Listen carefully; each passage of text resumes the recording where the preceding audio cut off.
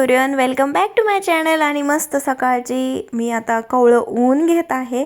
सकाळच्या आता 7 वाजता मी उठले आणि आता 8 वाजलेले आहेत. मी मस्त टेरेसवरती गेले, मस्त ऊन घेतलं आणि नंतर मी आंघोळ केली, मस्तपैकी हेअर वॉश केले. खूप मस्त वाटतंय मला, छान. आणि लवकर उठलेली मी आज आणि मस्त थोडीशी एक्झरसाइज पण केली आणि मस्त मी आवरून पण झालेलं आहे माझं इथे आता. आणि असंच आपलं टाईमपास. आणि आता लगेच कामं घेतली. मम्मी माझी इथे शेंगदाणे मी मम्मीला भाजून दिलेत, तर त्याचे मम्मी साल काढून घेत आहे आणि मस्त मी त्याचा आता शेंगदाण्याचा कूट भरून ठेवणार आहे. तर आज दुपारच्या जेवणात मला बनवायचं होतं वरण आणि भात. ब्रेकफास्ट झालेला आहे ऑलरेडी.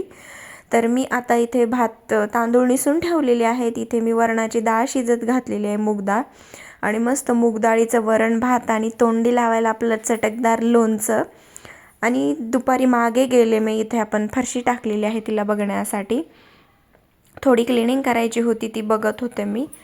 आणि बॅक साईडला खूप माती होते, पावसाने ती सगळी माती पुढे येत होती आणि आपला पुढे हौद असल्यामुळे सगळी माती तिथे जात होती. आणि तुमच्याकडे येतं का मला असंच पाणी सांगा.